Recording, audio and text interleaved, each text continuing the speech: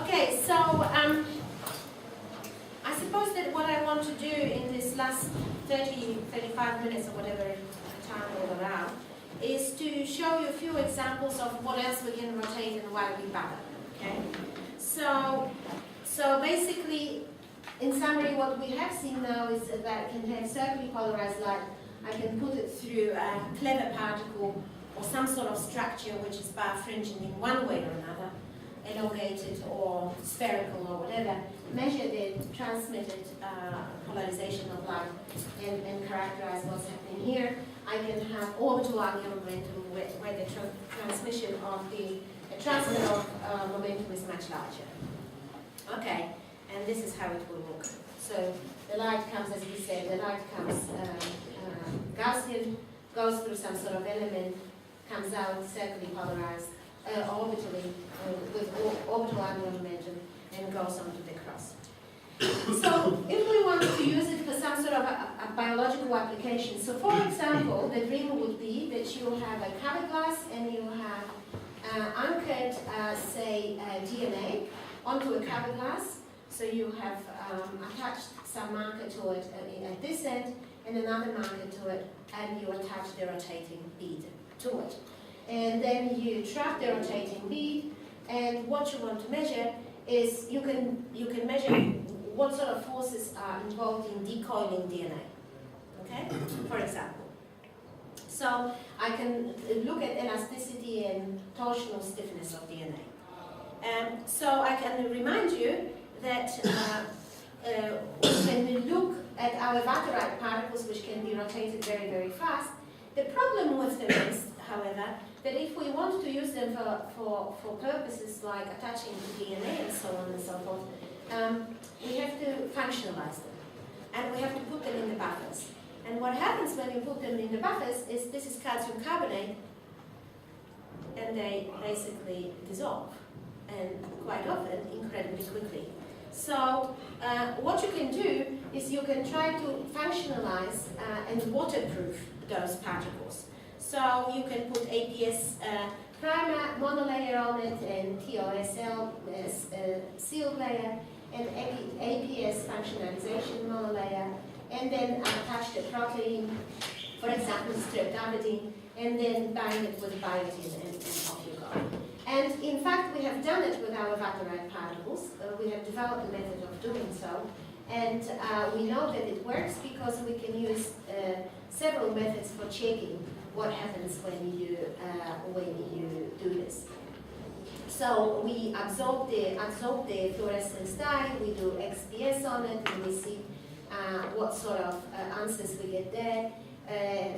Scanning electron micrograph to monitor surface structure, and so on and so forth, and we monitor the birefringence of them still, whether they're still birefringent, and of course the final thing is to put them in the buffer and see that they survive.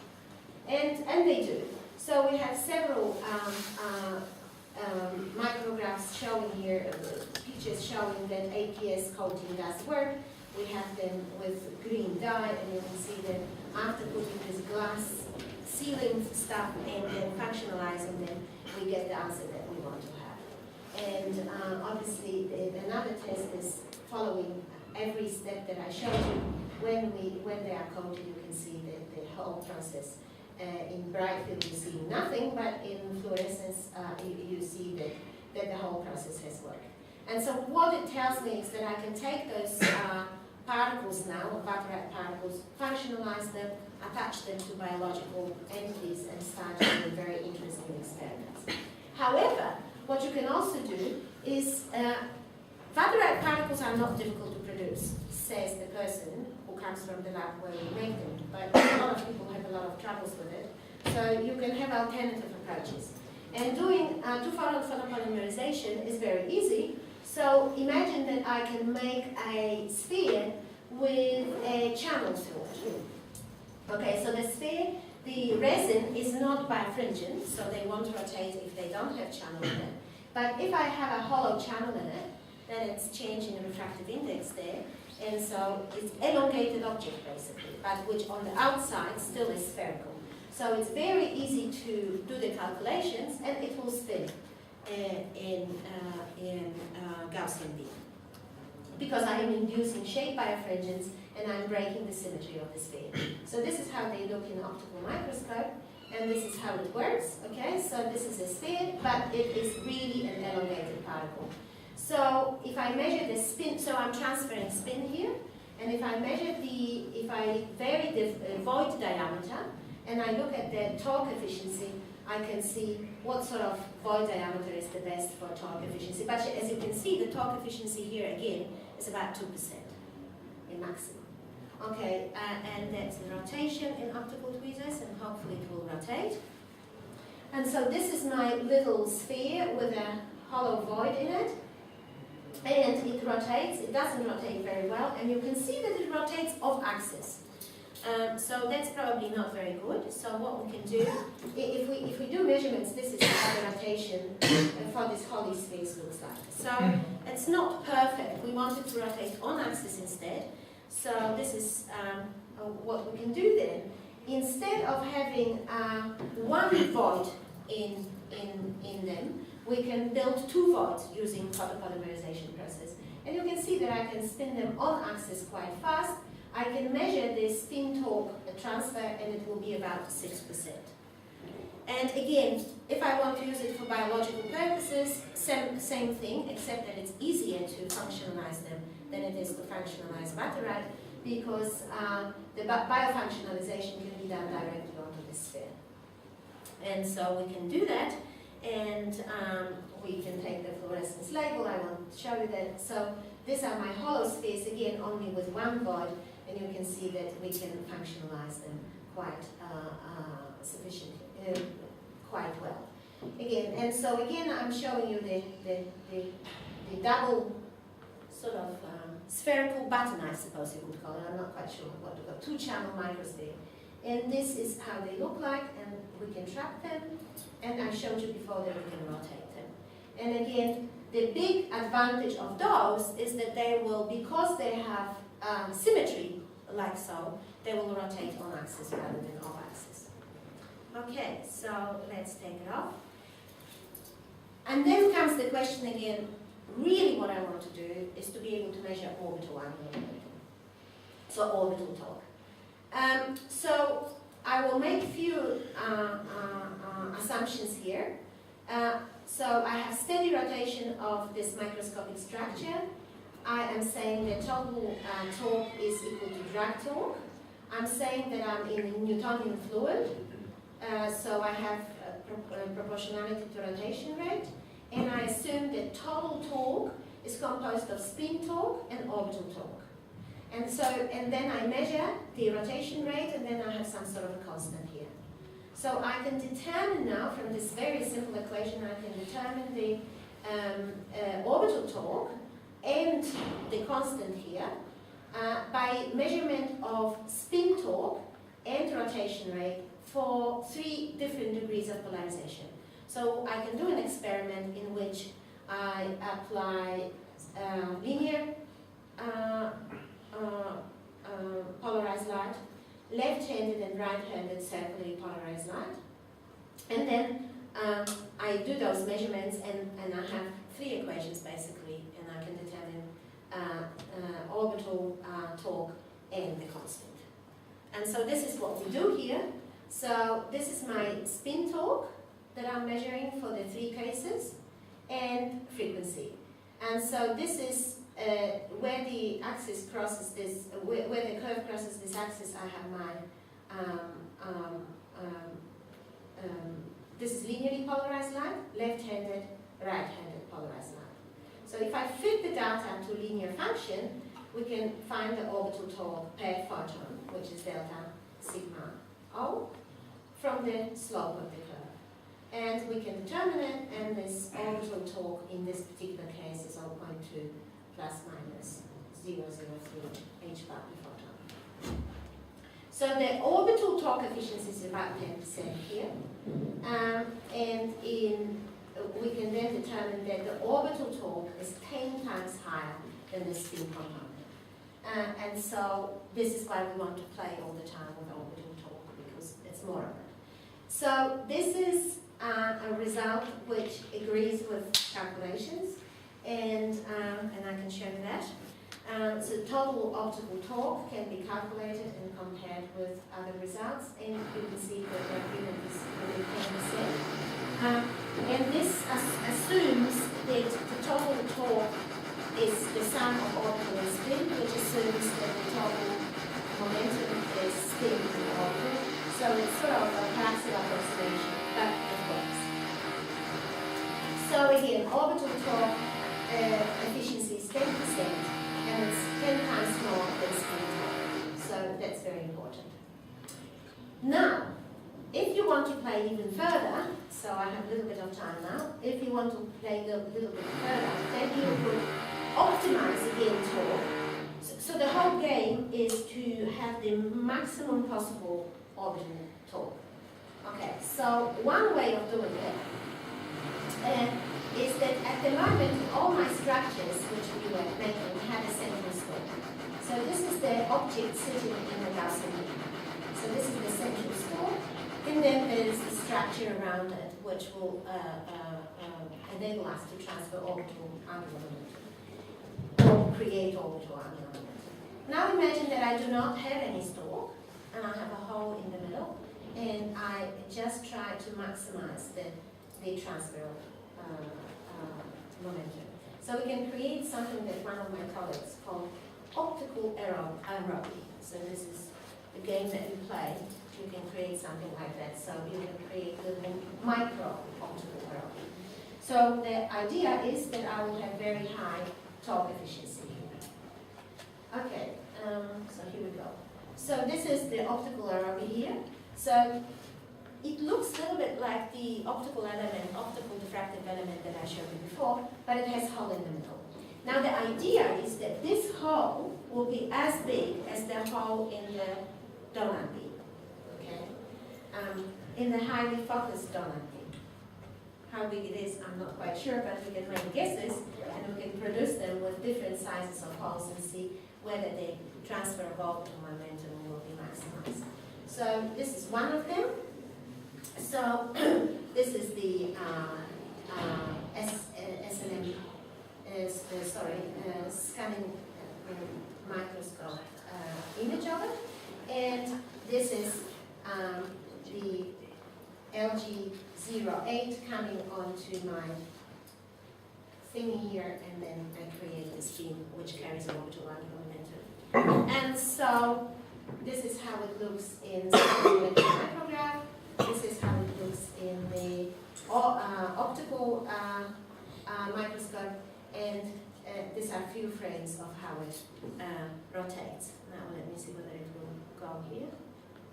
So here we are trapping it, and it's rotating very fast. Now, I don't know whether you noticed that I might be cheating you that it rotates in the beam like so. It might have some sort of axis introduced to it. If I do it again, we're trapping it, it sort of turns around, but whether it turns all the way up or stands in the beam, it's sort of picture looks, the photo looks very even, so I'm sort of symmetrical, so I think that it's either has turned totally around or is right side up.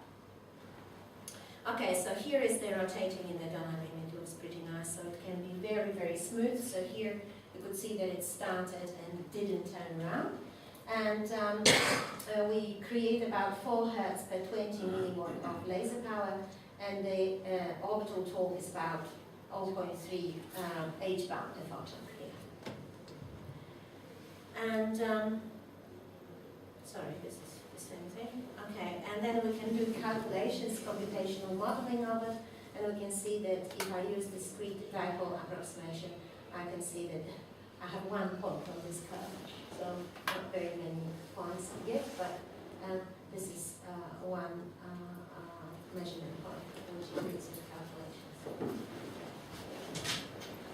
So finally, I'll finish much earlier than so people will have time to go to the bus. Finally, what I want to show you is a little bit of the game that we played with trying to, in our collaboration with Michael Byrne and Elliot Botvinnik, trying to help them with applying, again, shear stress to very flat cells. So we have cells here, and they're sitting on the microscope slide, and they're incredibly flat. I showed you yesterday that what we did in the past is that we brought towards this cells, we brought our rotating particle and rotated it at some varying distances from the cell. But then the rotation is like so, in that plane. And of course, really, you cannot come in the same plane to the cell because the cell is too flat. So what you want to do is you want to do rotation. If this is my cell, I want to do rotation on top of the cell. And then move this rotating thing wherever I want to probe what's happening to the cell, or apply many of those rotating things on the top of the cell, in different parts of the cell. So in order to do so, normally in optical tweezers you rotate in this plane. So now we want to change the rotation to this plane. So this is what we are doing. We are creating a sort of a paddle wheel with two bobbins on each of the sides, and then paddle wheel in the middle. And what we are doing is we are trapping this side and this side in optical tweezers, and then what we are doing, we have a pushing beam, which pushes the paddle round and round. And then we bring it with optical tweezers on top of the cell, and we rotate it on top of the cell. So of course this is produced using two-photon photopolymerization process. Okay, so this is the model that we built, and this is the little paddle wheel that is rotating. So again, this is trapped. There's a double trap, equally strong, so that the paddle will be in one direction, constant direction here, and then pushing beam as the third beam. Okay, so there is a little bit of work to be done to optimize the system. So this is microfabrication. This is how it looks in the unpolymerized resin. So I never mentioned that when you do photopolymerization, of course, you have a lot of unpolymerized resin around it. So you have to use acetone or something to wash it off, and then you have to kick it off, so you can see that one of the sides of this thing is a bit flatter there. So that was where it was sitting on the microscope slide. So you kick it off, and then you wash. Before you do that, you wash the acetone off. Okay, and so this is how it looks. So you can see that this is where the side that was attached to the microscope slide, and this is a scanning electron micrograph picture of it. So they are not perfect, but they're good enough. And the question is how to construct this paddle. How many parts of the paddle should I have for the best rotation possible? And of course, there are some limitations of how thin you can make them and how many you can make them and how large they should be, etc., etc. But we can calculate on that. And then what we did in the beginning is that we really did have two traps, and then you have to make sure firstly that the traps will be in the same Z position so that the paddle is aligned, and then you come with this third beam. So we had 1064 or 1070 on the ends of the bobbins, and then we had a 780 laser which was pushing the beams. And then you can steer them and put them in the position that you want, and you can then start rotating it. So this is the geometry of it. And the question then arises whether the beam, this is not a trapping beam by any means. You don't want to trap, you just want to push. So the geometry of it you can calculate as well. You would want to illuminate evenly each of the paddles here, so that they are evenly illuminated, so that they can spin very fast. And you can then look at the orbital torque that you apply to it. And so we have calculated that we have rotations of about 2 Hertz for 40 milliwatts of pushing beam power.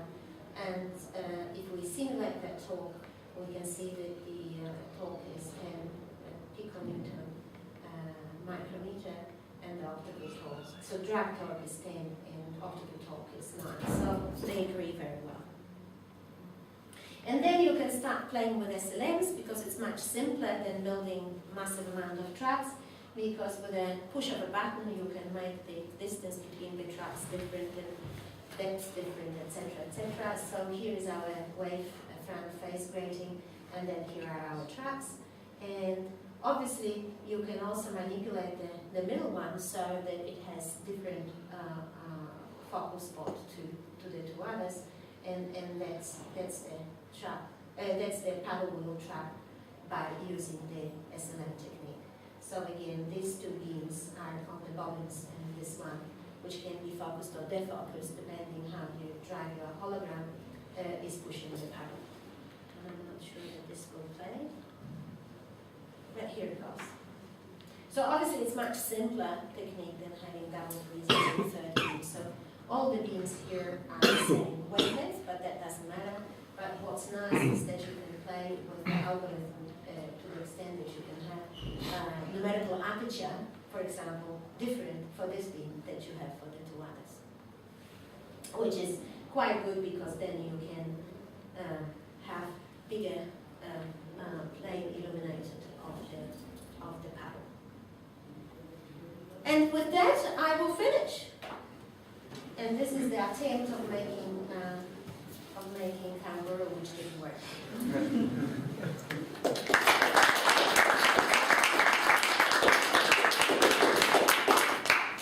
Questions, please?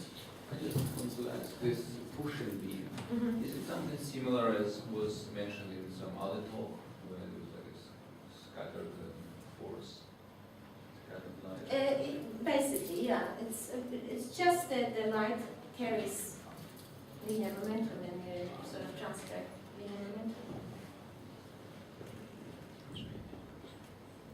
The basic thing is that you don't want to trap in this Like situation. gradient force is the trap. Gradient force is trapping force. So I have a question. In terms of implementation of this pushing beam, so in principle it requires a little bit of tricks, I would guess, because you need another beam less focused and stuff like that. Yeah, it requires a little bit of tricks with algorithm that you apply to your SLM, basically. But I mean, to create 3 traps with SLM is easy. Right. And as we were talking during the break, you can, dynamically change the distance between them. That's easy. It's a little bit trickier to have one of the beams which has different numerical aperture. But we have done it as well, and it's all right. I think that the bigger problem is that if you make the pushing beam too strong, then you are going, it will flip or that's one possibility. And the other one is also in biological applications, if we are not talking about physics side of things, you don't want to have any heating of the cell underneath, because then you're not looking at shear stress, then you are looking at heating effects, so you don't want to have that. But it gives you much more flexibility, yeah. You talked about rotation of DNA, and you also just look at elastic forces and Yes. stretching? Yes, and a lot of it has been done. So the rotation has been actually done by Michelle Wong in Cornell, where she didn't have the spherical particles, but she had shards of quartz, and she functionalized them and attached them to the DNA. But she didn't look at the stretching, linear stretching of it. But it should be easily doable. All right. More questions? If not, let us thank our speakers. So we should be able to depart in some minutes from now.